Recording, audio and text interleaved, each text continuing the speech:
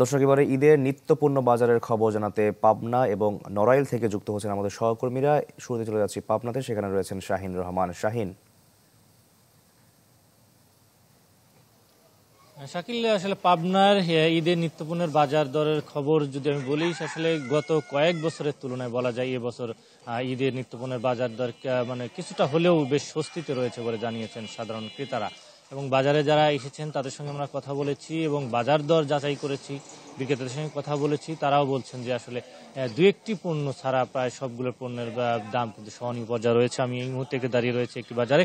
আমরা যদি একটু দেখাই যে বর্তমানে যে ঈদের যে নিত্যপণ্যগুলো রয়েছে তার মধ্যে চিনি, সেমাই সহ মশলার বাজারের মধ্যে চিনি যেটির দাম 120 টাকা কেজি, সেমাই বিভিন্ন প্রকারভেদে 50 থেকে 60 টাকা, লাচ্চা সেমাই 40 থেকে 50 টাকা। মশলার বাজারের মধ্যেই যদি বলি, এলাচের দামটা বৃদ্ধি পেয়েছে গত এক মাসের ব্যবধানে প্রায় কেজিতে প্রায় 2000 টাকা, অর্থাৎ 2700 টাকা কেজি থেকে এখন প্রায় 5000 টাকা কেজিতে বিক্রি হচ্ছে।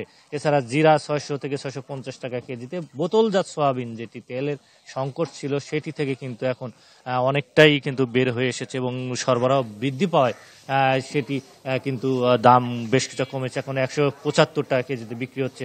অন্যান্য পণ্যের মধ্যে পোলাও চাল 110 থেকে 120 টাকা, পেঁয়াজ কিন্তু কেজিতে আবার 10 টাকা বেড়েছে গত দুদিনের ব্যবধানে। রসুন 80 টাকা কেজি, আদা 110 টাকা কেজি। এবং বিভিন্ন ধরনের মুরগির মধ্যে যদি বলি, ব্রয়লার 190, লেয়ার 300 এবং সোনালী 270 টাকা কেজিতে বিক্রি হচ্ছে।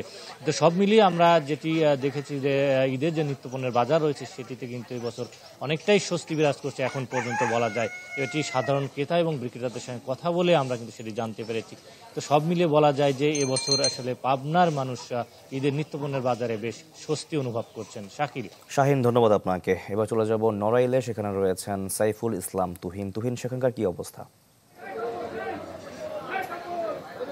শাকিল, নড়াইলে ঈদের বাজারের যে অবস্থা সেটা মোটামুটি স্থিতিশীল অবস্থায় ছিল, কিন্তু যেটা হয় সাধারণত প্রতি বছরই ঈদের এক দুদিন আগে থেকে শুরু হয় যে ঈদের মাংসের যে বাজারটা, সেই বাজারটা চড়া শুরু হয়। এখন গরুর মাংস বিক্রি হচ্ছে, গতকালও বিক্রি হয়েছিল 750 টাকা করে, আজকে গরুর মাংস বিক্রি হচ্ছে 800 টাকা দরে। একই সাথে এই যে মুরগির বাজার, মাংসের বাজার, কক, লেয়ার কিংবা এই ব্রয়লার মুরগি প্রতি কেজিতেই 10 টাকা, 20 টাকা, 25 টাকা করে বেড়েছে।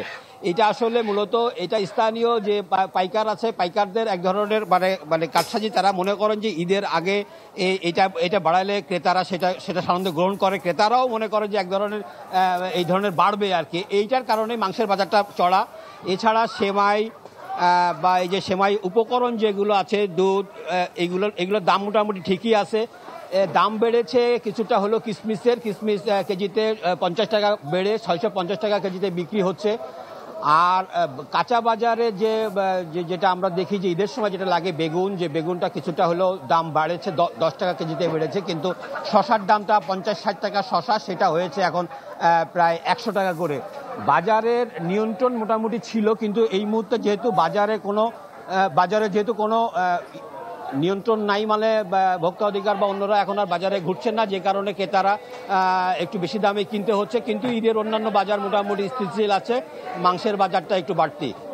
এই ছিল নড়াইলের ঈদের বাজার অবস্থা। শাকিল, তুহিন, আপনাকে অসংখ্য ধন্যবাদ। Vision hot and cool AC 4-ওয়ে সলিনয়েড ভালভ টেকনোলজিতে হিটিং ও কুলিং দুই মোডেই কাজ করে সমানভাবে। Vision hot and cool AC.